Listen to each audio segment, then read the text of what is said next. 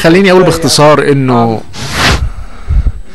سؤالك في الحقيقة يعني راح إلى قلب هذه القرارات الرئاسية، وأنا هقول لك أنا عمري ما كان لي اهتمام في مثلا نتيجة انتخابات إكوادور قبل دي، بس الانتخابات دي جوليان أسانج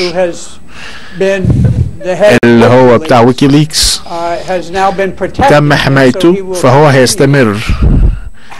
إن لم يكن مكان لولا ويكيليكس، أنا في الأول كنت يعني متحفظ شوية، بس مجرد بدأت أعرف المستندات اللي طالعة من ويكيليكس وأدرك فداحة وعمق الفساد داخل الحكومة الفيدرالية، أنا ابتديت أشوف إن هو شخص يستحق نوع من التقدير لهذا. احنا محتاجين نفهم ايه اللي بيحصل في الحكومة بتاعتنا، لأن هي ليست مش معمولة علشان توجه وتخدم الناس العاديين الشغالين في هذه الدولة، موجودة علشان تمول الجهاد الدولي والحروب العالمية وبيع الأسلحة والتلاعب في تسويق المخدرات والنفط وأمور من هذا القبيل. وأعتقد أن كل ما يبقى فيه إفصاح عن هذه المستندات السرية كل ما حالنا يبقى أحسن. السؤال اللي بعده. أنا اسمي لي محمد، أنا دكتور. أنا انبهرت من الاستماع للتعليقات اللي محدش اتكلم أو فهم الربط ان الاخوان المسلمين منظمة ماسونية. لورد كرامر في 1888 هو اللي وضع الاساس وضع الاساس للاخوان المسلمين لها منظمة ماسونية، انها فرع ولكن ليس الجذور. المؤامرة الكونية للسيطرة في العالم سواء تؤمن فيها او لا. ألبرت بايك كتب جواب في 1888 يصف الأحداث التي تحدث اليوم اللي هي الحرب العالمية الثالثة التي تضع الإسلام ضد الصهيون الدولي. المقبرة بتاعته على بعد شارعين من هنا، ممكن تروح تزور الضريح بتاعه. فسؤالي هو هاي حد يعلق على الحركة الماسونية الدولية التي اخترقت الحكومة الأمريكية وكل الحكومات وليها علامات أخرى واضحة كتيرة في الأديان. في الإسلام اسمها الإخوان المسلمين. لو أنت مثلا كاثوليكي هيبقى ليها اسم تاني، لو أنت بروتستانت وماسوني هتسمي نفسك حاجة تاني، لو أنت يهودي وماسوني هتقول على نفسك حاجة مسمى تاني، ولكن الجذور كلها إنهم كلهم ماسونيين في الآخر. فقال أي حد يقدر يعلق على اللي أنا قلته دلوقتي. Michael, would you introduce Senator? Well, I don't know enough on any of the Masonic. ما اعرفش معلومات كتير عن الحركات الماسونية عشان اعقب على هذا الموضوع، ولكن اي كان الكيان هو أنا عارف إن هو يعني أن يكون أمريكي.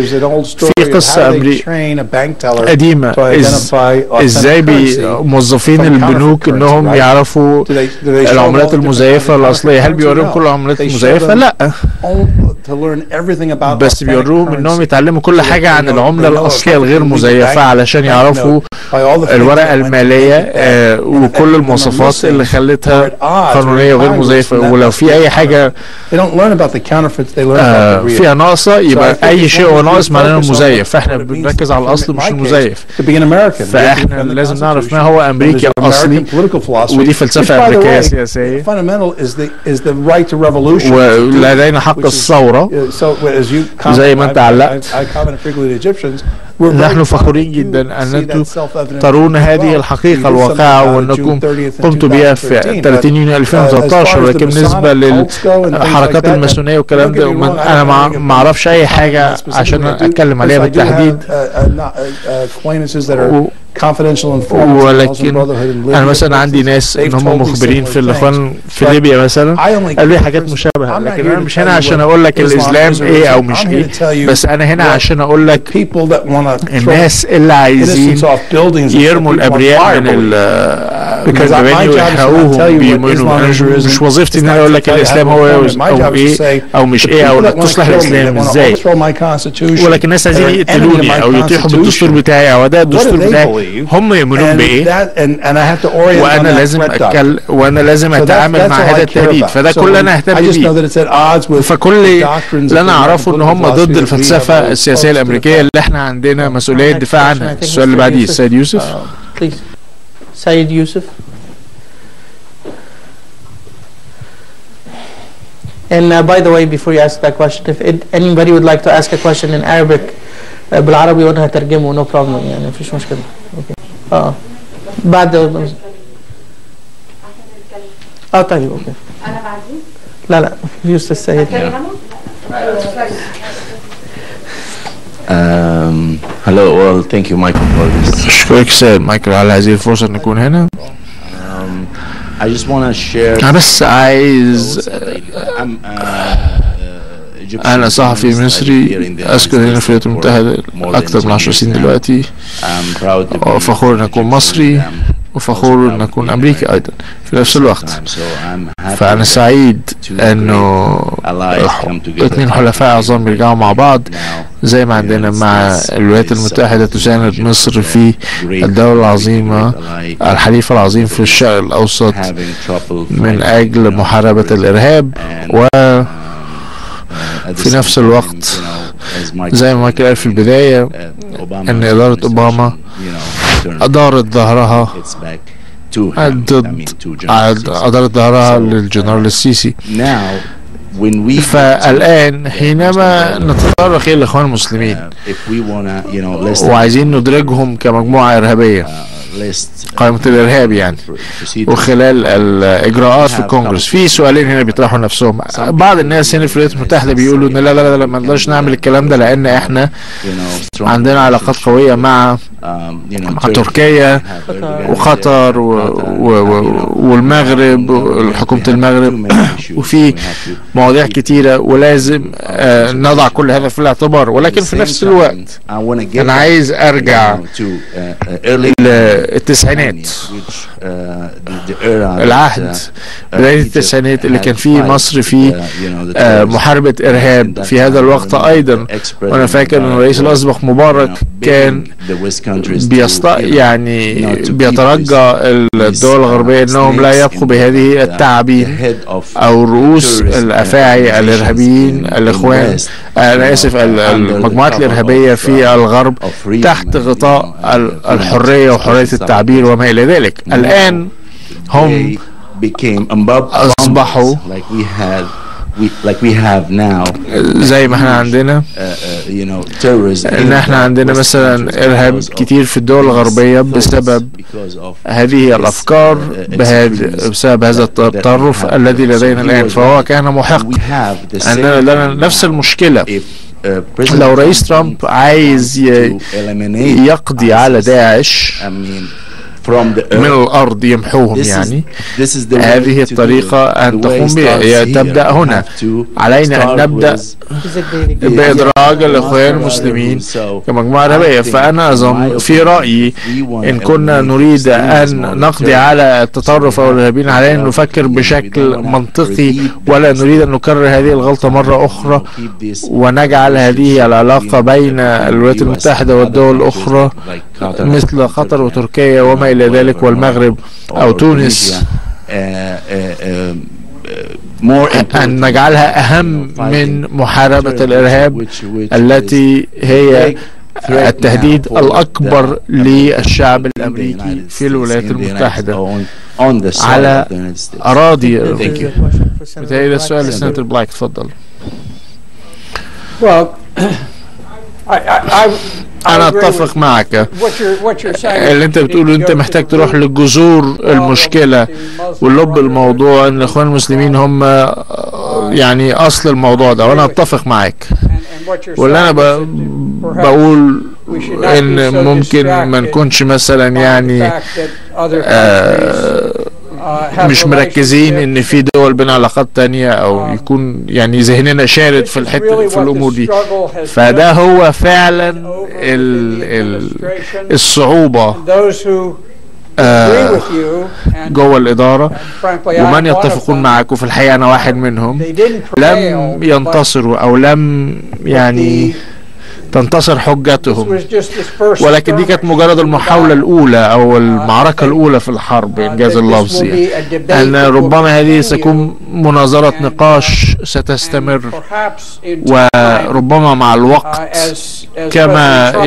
كلما يستطيع الرئيس ترامب أن يعين ناس في أماكن أخرى. لو كان الجنرال فلين لم يتم الإضاحة به لأسباب مش عارفة، مفيش أي سبب إنك تتخلى عنه، صح؟ لو هو ما كانش اتطرد من المكتب السياسي، هو كان هيتكلم او هيعبر عن الاراء اللي انت بتقولها دلوقتي. تاري عايزه تقول حاجه. فالناس بتوع سبتمبر 11 مش مؤسسة سياسية، ولكن في أعضاء فيهم كتير عايزين ينخرطوا في السياسة، واللي بيتفقوا معاك وإن هم بيشجبوا الإخوان المسلمين وبيدينوهم، بيحاولوا يكونوا تحالف جديد مع ضحايا الإرهاب علشان نطلع نفسنا مش بس مجرد سبتمبر 11 واللي حصل مننا، ونمضي للأمام ونرجع واشنطن دي سي في نفس الطريقة اللي احنا حاربنا من أجل جاستا، اللي هي كانت حملة شعبية والموضوع استغرق 4 سنين عشان نطلعه من تشريع لقانون. فاحنا عايزين ان احنا نسند نفس هذا التشريع من اجل ادراك الاخوان المسلمين كمجموعة ارهابية. فسيكون لك دعم وتشجيع عدد مننا.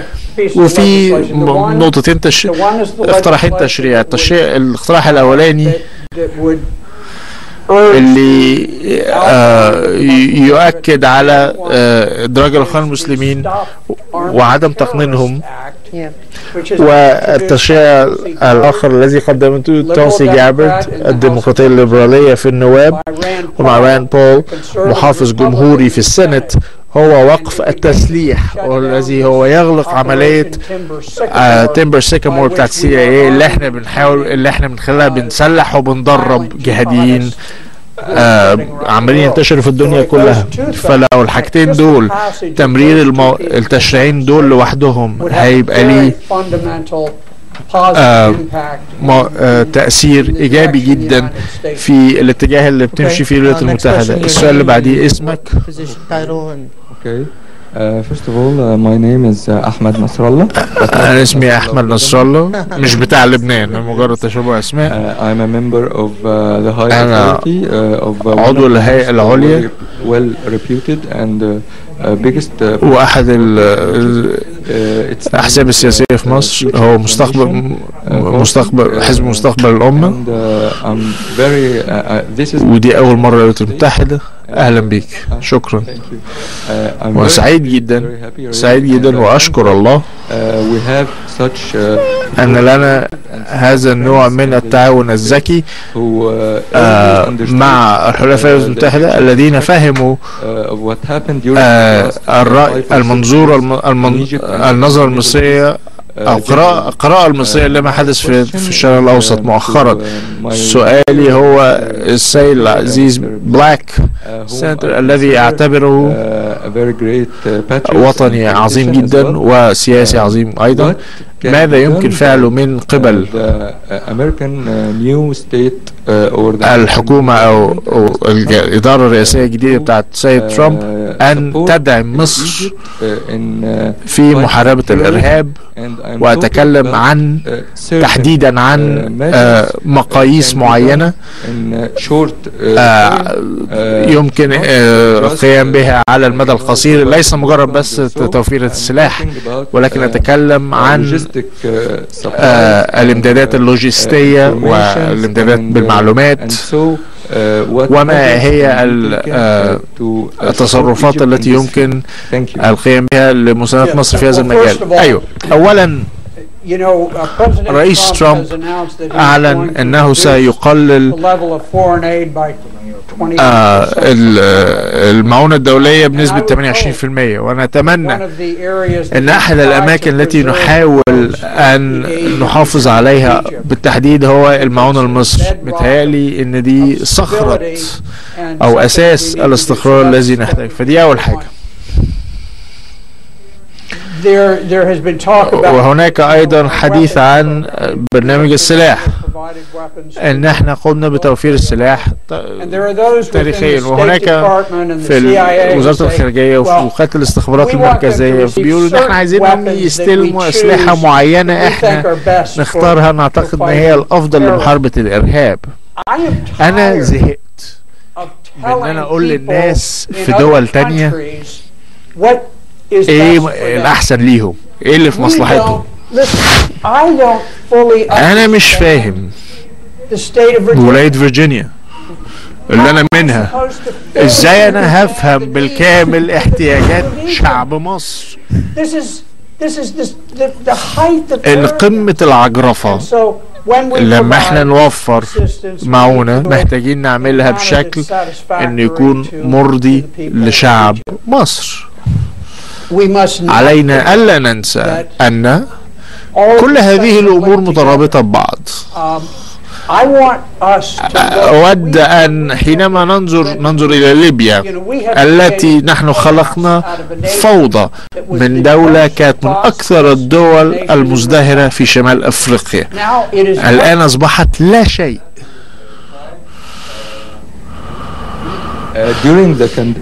خلال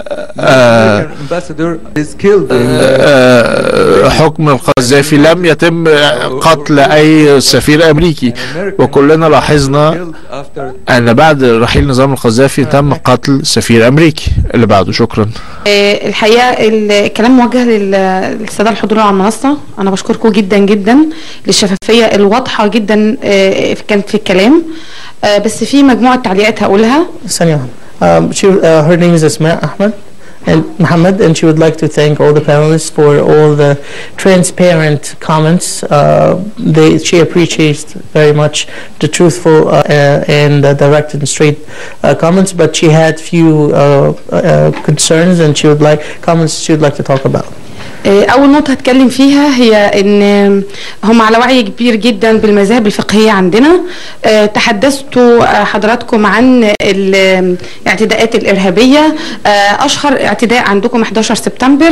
السؤال هنا يعني عدد الضحايا، يعني لو حسبناه كده يعني بعدد الضحايا اليومية في الشرق الأوسط هنلاقيه عدد محدود جدا، إلا إن هذا الحدث جلل عندكم.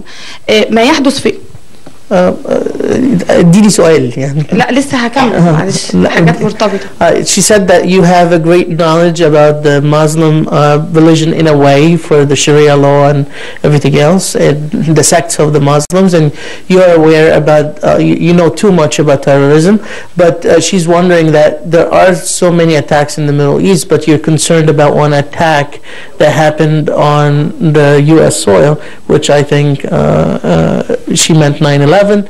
And she'll continue the question, and I think this is for Terry. هتكلم برضو عن الجزئية ان المسلمين، انا بعترض على كلمة الاسلام ان هم ارهابيين. هم هو على فكرة ما حدش قال ان الاسلام ارهابيين. لا يعني المسلمين الارهابيين اتقالت في الترجمة. انا مش بدافع عنهم بس عشان الترجمة بس.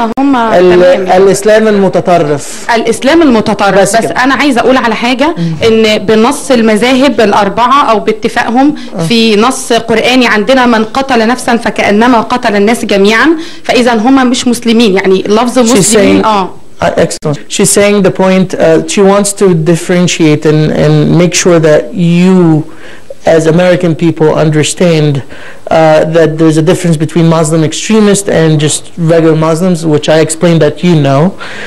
But she said that she recited a verse in the Quran saying that if somebody kills a soul, he kills everybody else. So she wants to make sure that you understand that the true religion is not forcing people to kill others, and therefore she can call these people Muslims.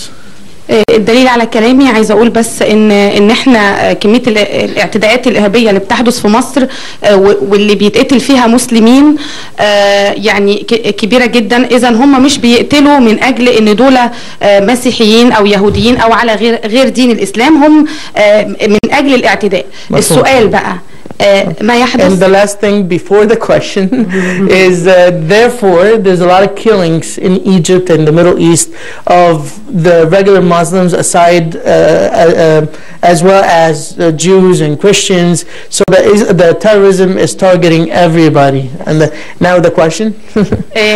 ما يحدث في الشرق الأوسط هي صناعة أمريكية أم لا؟ واخر حاجه بقى توصيه منهم ان نفسي يكون يعني مجموعه كبيره جدا من امريكان يعني زيهم ليهم وعي ديني وسياسي يتكلموا عن فعلا شكل مصر في امريكا، يعني غيروا اتجاه الراي العام اتجاه مصر والمسلمين. شكرا لحضرتك. تحت امرك. انا نسيت السؤال عشان دي الحته الاخرانيه دي. تمام. So the question is I forgot the question, too many words to translate. The question is, and I think everybody can answer that question, is terrorism in the Middle East, and I would like to add my voice to that question, is it a USA made? Is it made in USA? Is it supported by the USA? And also she would like for you as Americans to try to change what the media is talking about in regards of the image of Egypt and the image of the people that are really fighting terrorism in the Middle East. If I could just say, I apologize if I wasn't clear when I was speaking, that the Muslim religion, the Islam religion, is a peaceful religion that we accept and welcome here in America.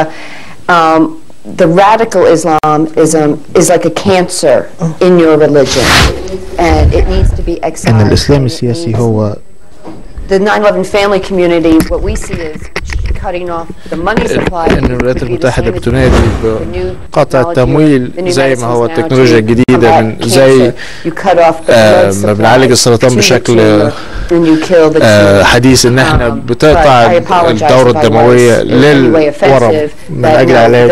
لا طبعا أعتذر، الإسلام الديانة الإسلامية مش الأشرار في العالم، ولكن هو التطرف. احنا فاهمين واحنا نبذل مجهود احسن حينما نتكلم مع الميديا.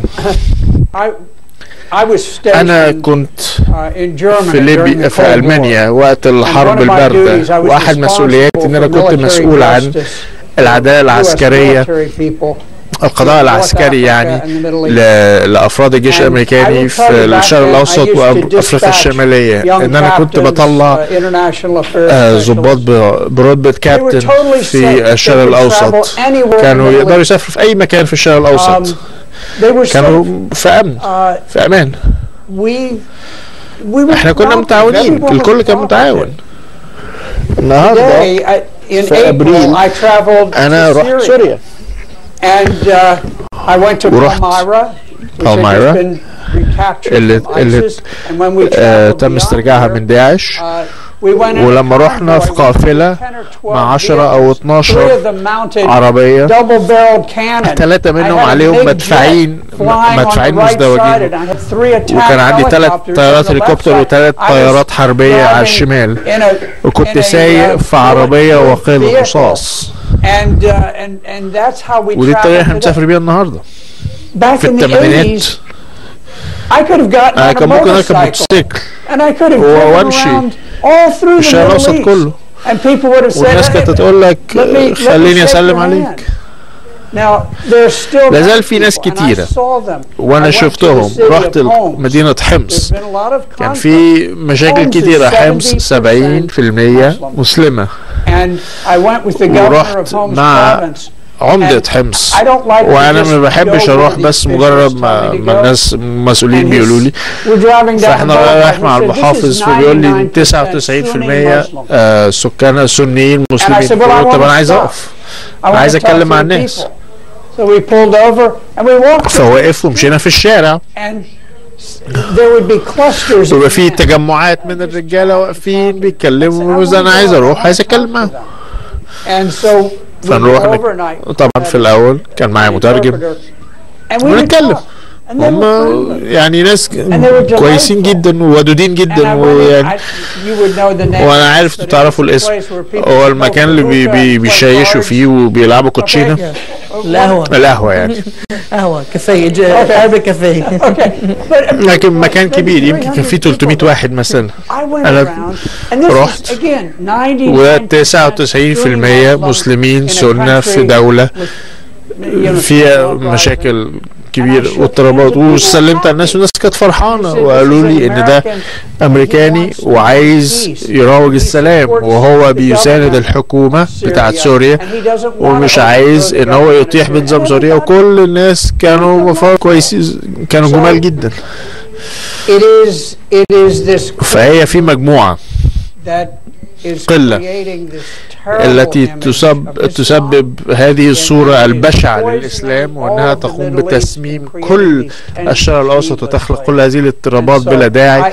فأنا دايما عندي تعاطف وحب. أنا أصلي دائما من أجل المسيحيين، وبعدين عرفت العلويين وبصلي للعلويين، وبعدين الدروز، وبعدين الشيعة اللي اتحطوا في المواقف دي، وبعدين اتقابلت مع السنة وبصلي بدل السنين، ودلوقتي انا بصلي بس ان احنا ننهي الحرب اللي في سوريا دي.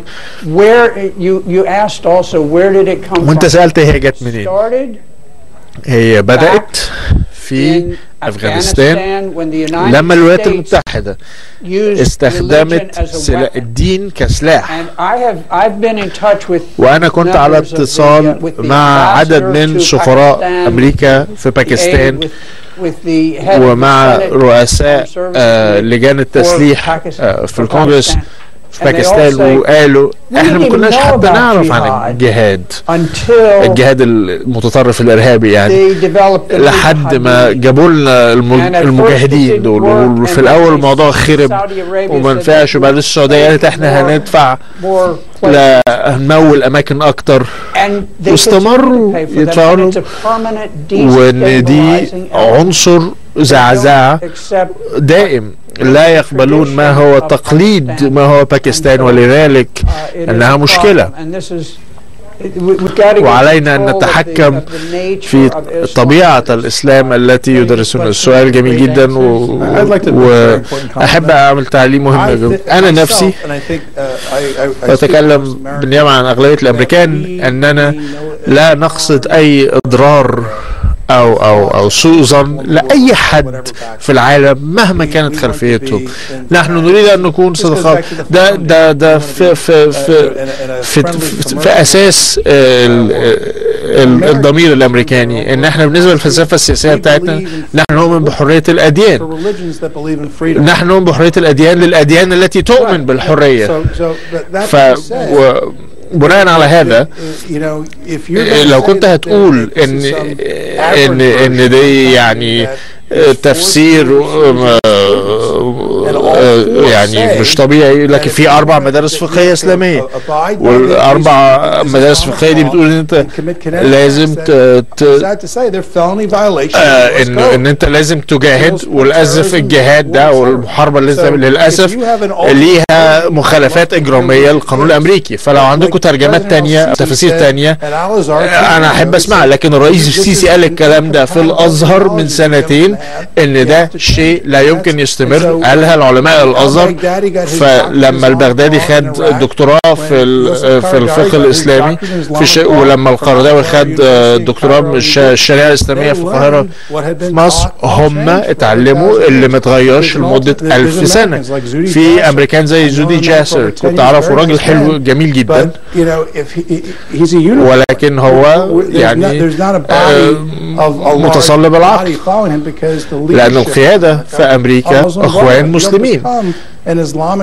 أنت ما يتفتحلكش مركز إسلامي في أمريكا إلا لو أنت إخوان، والفقه اللي بيعلموه هو فقه مهدد للدستور الأمريكاني. أنا مش بقول لكم إسلام هو إيه، بس لو في ناس بيهددوني بشكل فعلي أو بشكل بدني وكون ان هو مجرد بيروح لابسط فروق الصح والغلط لمدة 1000 سنة،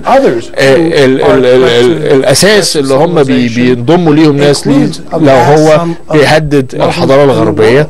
للاسف ده موجود جوه ناس كتير جوه العالم الاسلامي. انا مش بقول لكم انهي مدرسه فيهم صح، بس انا عارف من اللي بيتقال من المدارس الفقهيه دي ان ده اللي بيتقال ان هم بيروجوا القتال ضدنا، وانتوا لازم تطلعوا تفاسير او هاتوا لي بقراءات واجتهادات اسلاميه تانية وانا احب اقراها. There's a line. في طابور صح.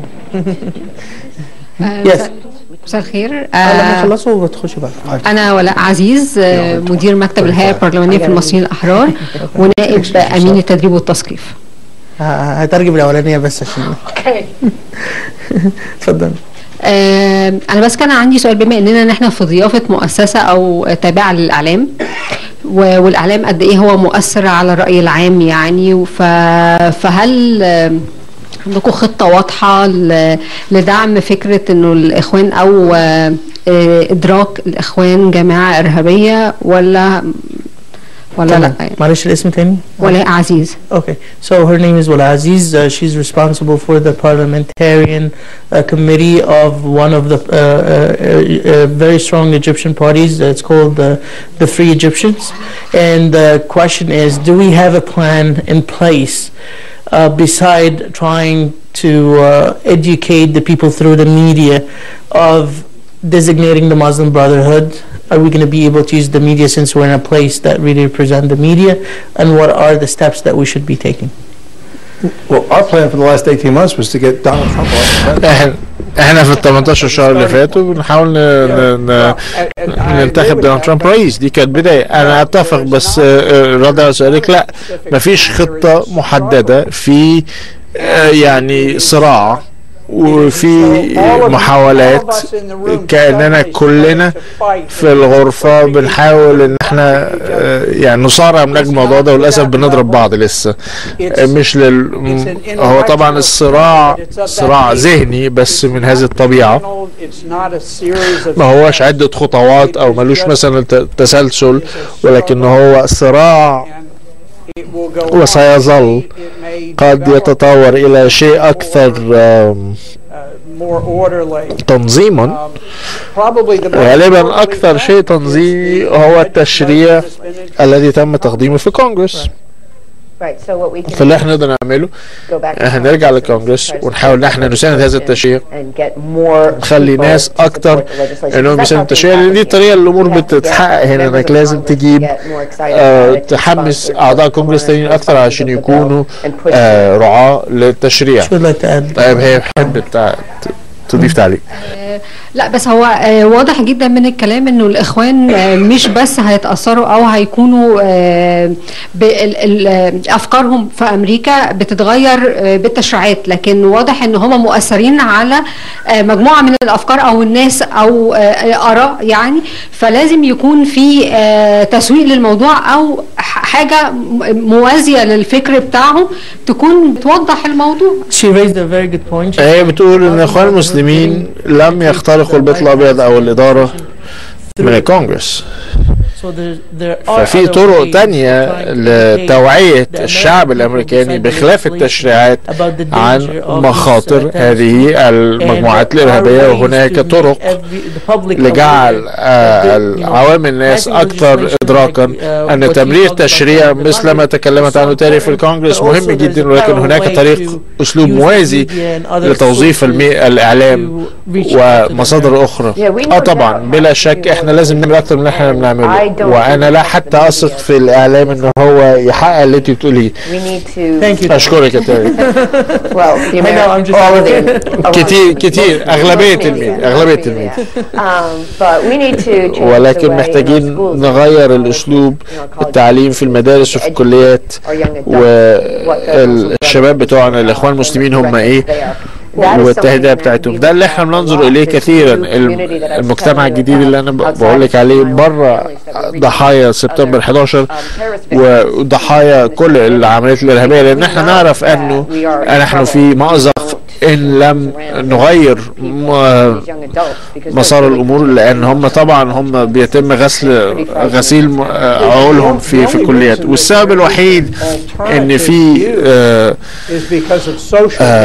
رأي موازي هو بسبب السوشيال ميديا، إن الميديا الإذاعية والتقليدية إن كأن في خط واحد نمطي أو عقلية واحدة، منهج عقلي واحد، هو زي مثلا مؤسسة شيلر مثلا تعمل شغل جميل جدا وعظيم جدا، إنها تعمل تحليل موضوعي جدا وعلمي جدا، الآراء تختلف، ولكن من خلال السوشيال ميديا إن الكلام إن الوعي طالع، وإن هو بيزعزع الميديا التقليدية لما يحدث في الشرق الأوسط. والإخوان المسلمين أذكياء جدا وماكرين جدا في كل موضوع الحرص السياسي اللي هم بيقولوا، وإن هم بيستغلوا كل الحريات بتاعتنا، إن أنت ما تتكلمش ضدنا، وإن إحنا بيتخذوا إحنا نغير الكلام من خلال التوعية. فده شيء إحنا كنا بنتكلم عنه كثيرا، إزاي إن إحنا نطلع دلوقتي ونعمل توعية للكل عن حقيقة ما هو الإسلام المتطرف، وإن الإخوان المسلمين مغروسين جامد جدا. أحب أضيف شيء لو تسمحوا لي بخصوص هذا الموضوع، أن أنا أخذ الإخوان المسلمين كمثال، وأخذ تاري سترادا كمثال مقابل أو مضاد له.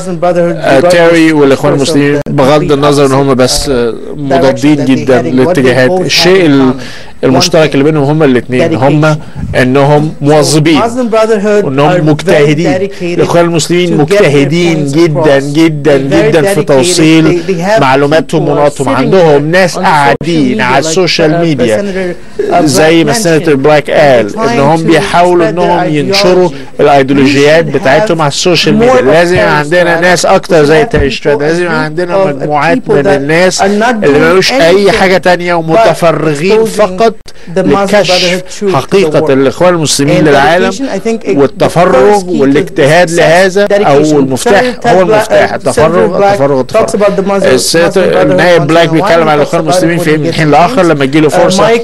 مايك بيتكلم عنهم لما يعملوا معاه حديث تلفزيوني. أنا بحاول أعمل الكلام ده في البرنامج بتاعي، بس ما عندناش ناس متفرغة ومركزة لهذه المهمة فقط، فمحتاجين نطلع استراتيجية. أنا لدي شعور قوي باللي بتقال، وانا اختلف عن بعض الامور اللي هم قالوه. انا اعتقد ان انا كنت جاد وما كنتش بهزر، ان احنا لما قلنا انتخاب دونالد ترامب انا ما كنتش بهزر، ولكن دلوقتي العدو او الخصم هو عنصر في نخبة الحزب الجمهوري، يا اما جهلة ومش عايزين يتعلموا، او يا اما تم استدراجهم الناحية الثانية، لانه في الادارة دي فرق بين الحقيقة والحقيقة البديلة. فانا دلوقتي انا دخلت في منظومة ان انا انشئ احد برامج التدريب للاف بي اي، عملاء الاف بي اي، ضد تدريبهم للاخوان المسلمين وموضوع الاخوان المسلمين. كل هذه العمليات اللي بدأتها تم قفلها، مش من إدارة أوباما، حتى من إدارة بوش والناس زي كارين هيوز اللي في الخارجية، ومايكل تشيردوف اللي هو وزير الأمن القومي رئيس بوش. كتب مذكرة words matter، مذكرة الكلمات مهمة، لأن الإخوان المسلمين اعترضوا على الحقائق اللي تتكلم عن المعلومات وهم عرضوها. فهو الاستخبارات الروسية حذرت الاف بي اي والامريكان عن الاخوان الصهيونية اللي هم فجروا عملوا تفجير بوسطن. عادة هم بيتصرفوا فرق اتنين وما عملوش اي حاجة. من قريب كان عندك امام في سجن في ميرلاند، ولاية ميرلاند، اتكتبت في جريدة النيويورك تايمز. مش بس هو بيعلم تعليم ثوري في السجون، لو تقرأ الدعوة أمريكا إن هم تم استهدافهم، ولكن كتب شيك ب $1300 لأحد المجاهدين في مينيسوتا اللي حاول يشتري قنابل يدوية. ومقالة النيويورك تايمز تقول إن FBI بصت للكلام ده، ولما شافوا الشيك بتاعه قالوا إن الشيك بتاعه كان زكاة، فبالتالي ما كانش فيه حاجة. لا طبعا لو انت تشتري، لو انت انه الزكاة لازم جزء من الزكاة تروح للمجاهدين الاسلاميين اللي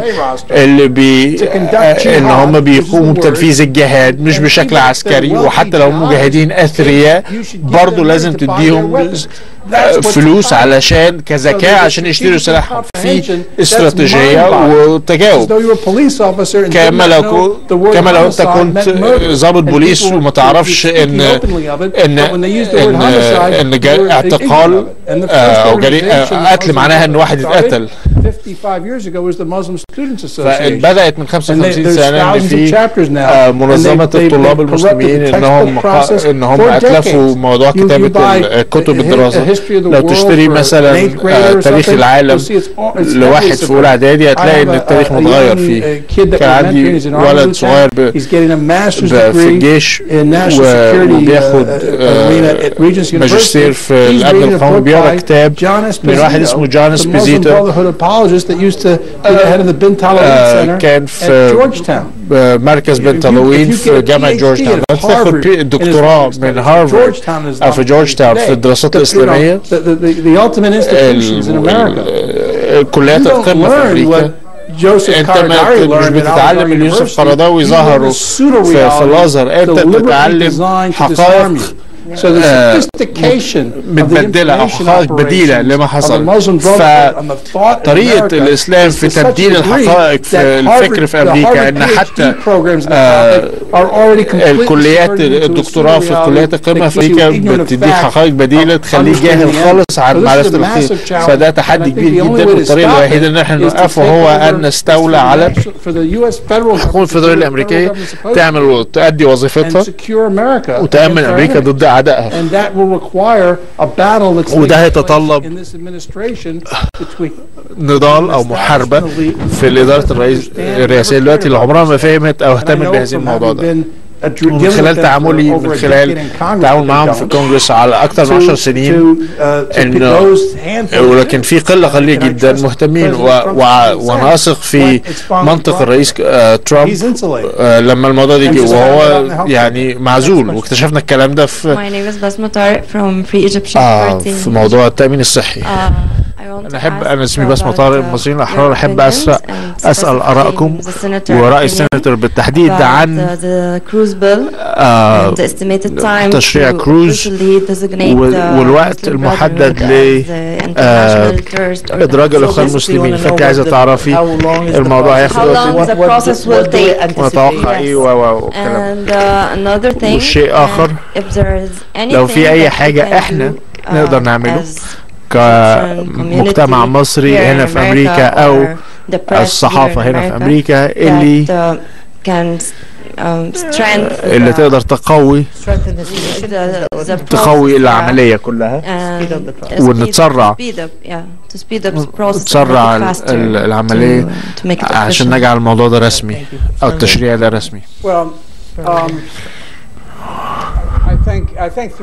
متهيألي من خلال القنوات الدبلوماسية يمكننا أن الرئيس السيسي والإدارة بتاعته لازم بشكل مستمر أنهم يضغطوا أمريكا يزقوها أنها تعمل كده، لأن ده مهم جدا. وممكن أشجع دول تانية زي روسيا وحتى السعودية يمكن لو يقدروا أنهم يعني نقدر نحصل على نستحوذ على اهتمامهم بهذا الموضوع. أنا عارف أنهم أدركوهم كمنظمة إرهابية، ولكن نجمع مجهود دبلوماسي للقوة قد ما تقدر. ولكن أعتقد أنه التعليم أو توعية الناس من خلال الإعلام بتاعكم عن الإخوان المسلمين وعن البشائع التي ترتكبها. الموضوع ده صدمني يعني وصعقني، معرفش هيحصل ازاي. اتصدمت لما اختاروا يوم ذكرى ال40 لحرب اكتوبر. انا فكرت في نفسي مفيش ألم اكبر من كده على وش من ضد كل حد ابوه مات في الحرب دي او اصيب او اتبطر لانه مثلا الدبابة او المدرعة بتاعته اتضربت. Is that right? Just fantastic affront to the Egyptian people. أنا أحذر كل المصريين إذا جعلت الإخوان المسلمين تصعد، لو أعطيتوهم أقل المقدرة أن تعبر عن نفسها بشكل مفتوح او تعمل مع المجتمع، انتوا خلصتوا كده. انه الموضوع زي ما انتوا كأنكم عالجناكم من السرطان وبيقولوا عايزيني بس احقن نفسي بكام خلية سرطان تاني جوه جسمي. عمرك ما تعمل كده، تخلي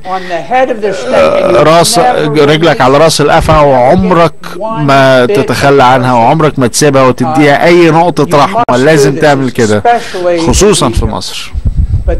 ولكن اعتقد ان هناك برضو امور تانية وحاجات تانية ممكن تعملها مع السوشيال ميديا. وفي حركة دلوقتي الإصلاحيين المسلمين، هي حركة صغيرة جدا محتاجة دعم، ودي المجموعة بتاعتي هتعمل. الإصلاحيين المسلمين اللي عايزين يستعيدوا الإسلام وعايزين انهم يشجبوا التطرف، والإخوان المسلمين لهم أصوات قوية جدا ولكن قليلين جدا في العدد. فالمبارزة بالأعداد انا هديك الكارت بتاعي، انا لازم امشي دلوقتي. انا احب ان انا اتصل بيك ونبني تحالف وفي شغل كتير ممكن نعمله. انا دايان سير، أنا أمثل مؤسسة شيلر ليندن هيلجر لوش، وأعتقد أن هناك رأي آخر لكي نستطيع أن نغلب به هذا الشر. في نهاية هذا الأسبوع رئيس شي جين بينغ من الصين جاي يتقابل مع رئيس ترامب. واللي عندك انت اتكلمت عندنا كمان ديناصورات. موضوع السياسة الجيوبوليتيكية الأطلنطية ميتة وخلصت، والناس في العالم بعد انتخاب سواء من انجلترا او ايطاليا او لترامب ان هم مش عايزين ان احنا يبقى عندنا حرب بلا نهاية او للأبد. مصر أعطت هبات عظيمة للحضارة. لو عايز ترجع لقطر الأرض والحضارات القديمة، ورئيس السيسي قال في وقت من الأوقات إن المصريين ممكن يقدموا للحضارة الإنسانية بشكل بلا نهاية. الولايات المتحدة أعتقد للحضارة الإنسانية نظام سياسي يتكلم عنه الرئيس ترامب لما يتكلم عن الدستور والتزامنا بالإبداع والبحث العلمي. لكن سؤالي وتفكيري بالنسبة لطريق السلك، طريق الحرير الجديد في بناء قناة السويس وما إلى ذلك، أن الشراكة بين الولايات المتحدة ومصر يمكن أن ترتفع أو تنتقل إلى مستوى أعلى مبدع جدا وخلاب جدا نستطيع وفي هذا. ممكن أسأل هل حد الأسئلة ليها هي No, right? No. Okay, great. You can go ahead. Okay, thank you very much. Thank you, Sarah. Thank you. Thanks, Michael. Thanks. Yes, go ahead. What's the next question? Or would you? Okay. I also just want to say that our presidency is currently embattled. And it doesn't matter if people can hear me, right? Okay. الرئاسة بتاعتنا دلوقتي تحت صراع من نظام الديناصور العتيق، النظام البريطاني القديم من كريستوفر ستيل GCIQ وما إلى ذلك. في الولايات المتحدة ومصر ممكن يكونوا حلفاء جيدين جدا في هزيمة هذا النظام البريطاني العتيق. هناخد الأسئلة كلها أحمد العناني، عضو لجنة العلاقات الخارجية للحزب المصري للأحرار، صاحب الأكثرية داخل مجلس النواب المصري، وأيضا عضو للمجلس المصري للشؤون الخارجية، ولكن أنا بمثل الحزب المصري للأحرار. His name is Ahmed Al-Anani. He works for one of the parties, the Free Egyptians, and he's responsible for the Foreign Affairs Committee. هناك توافق في الرؤى ما بين الولايات المتحدة الأمريكية ونظرتها المصرية في بعض القضايا الإقليمية في إقليم الشرق الأوسط بالتحديد، يعني في بعض في الأزمة السورية، في الوضع في اليمن وليبيا وخلافه. يعني حضرتك سؤالي للسناتور بالتحديد، يعني حضرتك كيف ترى الاستراتيجية اللي وضعها الولايات المتحدة الأمريكية في بعض القضايا مع الجانب المصري، أو ما الدور اللي هتلعبه الولايات المتحدة الأمريكية أو إدارة ترامب في القضايا بالشراكة مع الجانب المصري، خاصة أن مصر لاعب أساسي ومحوري في عملية السلام في الشرق الأوسط وفي بعض القضايا الإقليمية. الثاني بس معلش اشتري مهم. He's saying a direct question to the senator. He says obviously the Egyptian and the new American administration is in harmony and synchrony with the Egyptian administration, and what are the strategies that you think will be of topics to cooperate on in the near future? And that was the other question. الجزء الثاني من السؤال. What are the topics and how? And then what's the other question? السؤال الثاني هناك بعض الدول الداعمة للإرهاب في منطقة الشرق الأوسط، وهناك بعض الدول التي لا تريد علاقة قوية ومتينة ما بين الولايات المتحدة ومصر. يعني ما دور برضه تلعبه الولايات المتحدة أو الدور الاستراتيجي لمكافحة الإرهاب الداعشي في منطقة الشرق الأوسط ومساعدة الدولة المصرية في مكافحة الإرهاب داخل سيناء؟ The other question, the other part of the question, there are governments in other countries are directly supporting the terrorists. So what are the steps should be taken to stop these countries from doing so? The next question, because we have to leave in 5 minutes. So. طيب هو سريعا جدا كان اتكلم عن موضوع الإسلام تاني، وهم اتكلموا عن الإسلام الإصلاحي. أنا شيماء عبد الإله من شباب حزب مستقبل وطن. أنا عايزة أقوله إحنا متفهمين إن هم عندهم شوية اختلافات في فهم الإسلام، لكن الحقيقة إحنا إسلامنا كله إصلاحي ووسطي ما فيهوش أي مشكلة. الإرهابيين هم متطرفين زي ما هو قال. جاوبوا على السؤال ده كذا مرة. لا هو رجع تاني وعلق وقال إن هو غير متفاهم. أنا بس عايزة أقول له نقطة مهمة. لا هو رجع وقال إن هم بيقروا فيرجنز غير. إحنا ما عندناش مشكلة بقى إن هم يقروا فيرجن. أنا عايزة يعني أوضح له إنه إحنا. طيب ممكن أجاوبك؟ أنا آسف معلش بس عشان أنا مدرك الكونفليكت هنا. ما هو أنت لو تسيبني هكمل بس حاجة بسيطة. هم كرروا كتير جدا موضوع الأقلية المسيحية وإحنا ردينا عليهم. هم واضح إنه ده مفهوم يعني راسخ عندهم. ده اللي بيخلينا إحنا الأمور عندنا أبسط كتير، ما عندناش الاختلافات الواسعة دي. عشان كده إحنا بقول لك إحنا مقدرين إن هم أحيانا بيبصوا للجزء المتشدد أو بيقروا الأفكار المتشددة، فده اللي بيوصل لهم الفكرة. تمام بس. طيب ممكن أوصل لحضرتك بس عشان أنا لو سألناه تاني هيقول نفس الكلام. لا اتفضل. أنا الرد I'm just retranslating what you said earlier, okay? So الرد اللي هو بيقول إن الإسلام أو المجموعة المسلمين مش قادرة one way or another انها توحد الافكار ويقول ان هو ده الدكترين او هو دوت المنهج الاسلامي. عشان كده بنلاقي ناس طالعه بافكار زي الاخوان المسلمين وبيروجوا ليها، ومحدش، هي دي النقطه بقى اللي انت عايزه محدش بيسكتهم من الجانب الاخر، علشان هم مش بيحاولوا يوصلوا لده. هم للاسف هو مش واصل لهم جانب يوصل له. هو عايز يقول لك انت مقصره، احنا كمصريين وكمسلمين. طب انا مش عايزه اخش مع حضرتك في جدال، بس هو نقطه بسيطه. هم بيقدروا يوصلوا ان هم يشوفوا رؤيتهم هم، وجهه نظرهم هم، لكن مش قادرين يوصلوا لرؤيتنا احنا، بالرغم ان احنا قدامهم واضح جدا ان احنا ضد ده. هقول له بسرعه، هقول له دي بسرعه. So she's saying what she's trying to say, and that question is for you. That you come back and you keep on saying that there are other versions of interpretation for some of the Muslim texts, and this is where the Muslim Brotherhood keep on educating the West with, which is not against the true Islam and against the true religion that they have, but it's you. She's saying from her point of view, and I try to explain, but she's saying from her point of view is that you as an American person should seek to know what else is out there. Where is the truth? Me as an American person needs to know. No, can you answer later because the معلش ناخد السؤال اللي بعده عشان فعلا مش معنا.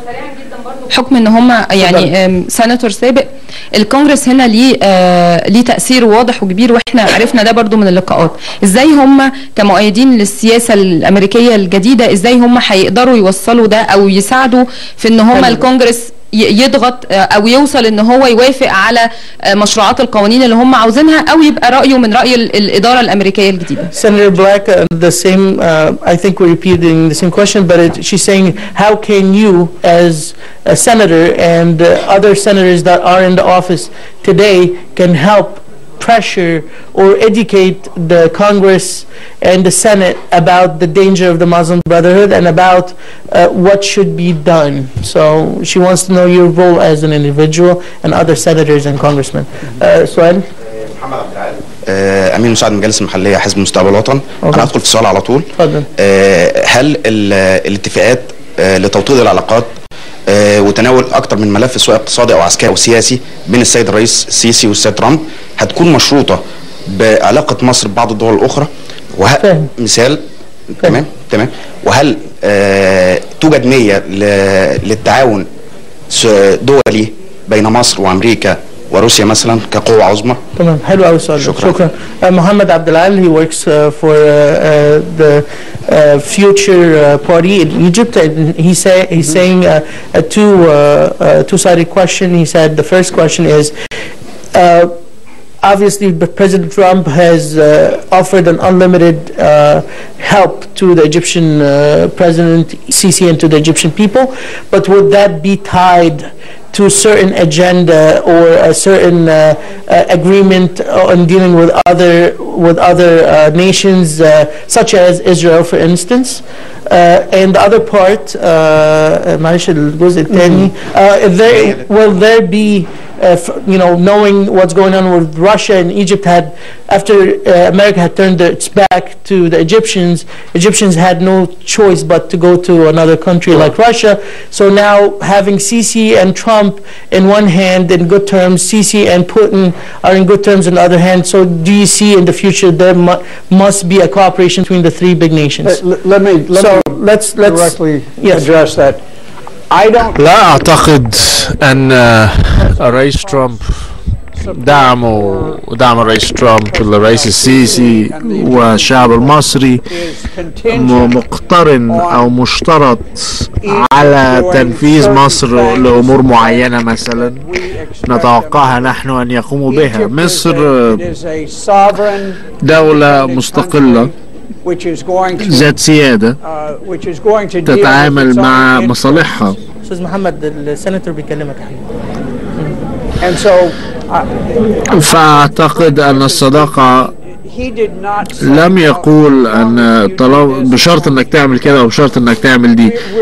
نحن لن نكون في توافق مستنسخ كربوني يعني. أنا وأنت مش هنتفق على كل حاجة بنسبة 100%. مفيش أي أصدقاء بيتفقوا تماما في كل شيء، ولكننا سنظل أصدقاء بغض النظر.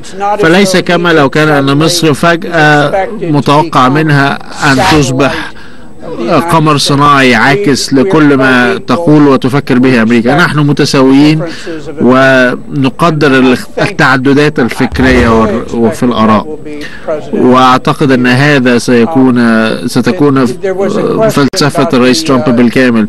السؤال إيه اللي احنا ممكن نعمله؟ كان في سؤال تاني. أحد الأمور أن احنا أعتقد أننا نحتاج إلى استشارة مصر. مش محتاجين ان احنا نكون الآراء بتاعتنا في فراغ.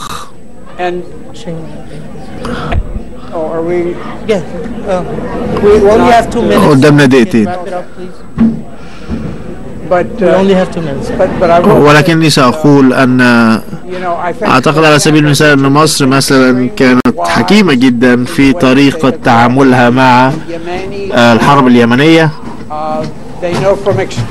يعرفون من واقع الخبرة أنه ليس مكانا جيد للحرب، وشعب اليمن قاموا بالإطاحة بهذا الشخص الذي يعيش في السعودية. فمصر لها حكمة عدم الانخراط، واعتقد ان في ناس بينصحوا ترامب ان هو لازم يخش، وده اللي حصل في افغانستان، ان احنا بقالنا 15-16 سنة بنحارب في حرب لا يمكن الانتصار فيها، وحرب في اليمن لا يمكن ان ننتصر فيها حتى لو كان السعوديين بيحاربوا المصريين او الامريكان. فاحنا محتاجين النصيحة بتاعتكم والخبرة بتاعتكم فيما يحدث، فمحتاجين أن تكون هناك شراكة، علاقة شراكة، ونتعلم منكم كما تحتاجون أن تتعلمون منكم. وبالنسبة لمايكل ديروسو، هل المصريين عليهم أن يروحوا ويعرفوا حقيقة المسلمين، أو المسلمين محتاجين يتكلموا مع الغرب للفرق بين التعليم الإسلامي أو الفكر الإسلامي والإرهابي؟ Yes, and what the senator can do to help push. وايه دور النائب السناتر في الدفع بالتشريع؟ احنا خلصنا فلو سمحت بسرعة. أنا ما يهمنيش ساينتولوجي ايه ولا الإسلامي، أنا يهمني مين اللي بيهدد دستور الولايات المتحدة وعقيدة الدستور الولايات المتحدة، وأنا شفت بشوف العقيدة بتاعتهم اللي بتهددني، ويتضح إن هو ده فعلا مبني على الشريعة الإسلامية. الأربع مذاهب المدارس المذهبية الإسلام. أنا اشتريت ترجمات كلاسية، مش محتاج إن أنا أتكلم لغة عربية فصحى عشان نفهمها، زي ما أغلبية المسلمين في العالم مش عرب ولا بيتكلموا عربي. المسلمين حتى بيتكلموا عربي مش بيتكلموا لغة عربية فصحى. فلو أنت عايز تبص للتراجم المعتمدة، كاتبين اللي كاتبينه وإنها تتطابق مع اللي أعدائنا بيقولوه في هذه النقطة. لو انت عندك حاجة تانية، لو جودي جاسر زهدي جاسر عشان عنده ترجمة تانية، هو بيقول ما عندوش بيقدر يقرا، بس احنا نقدم له. ولكن شغلتي انا اعرف مين عدوي وان انا ادافع عن الدستور. It's okay. We're done. So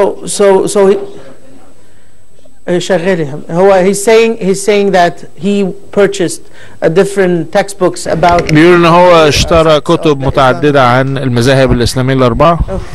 معلش، هو بيقول لك هو اشترى كتب في الفقه وفي الفقه الإسلامي في الأربع أركان الإسلام، ولقى ان معظم الترجمات المتاحة بالنسبة للأمريكان أو بالنسبة للناس اللي في الغرب فيها كلام اللي بيترجموا الجماعات الإرهابية وبيسلطوا الضوء عليه وبيستخدموه لقتل الناس اللي في الغرب.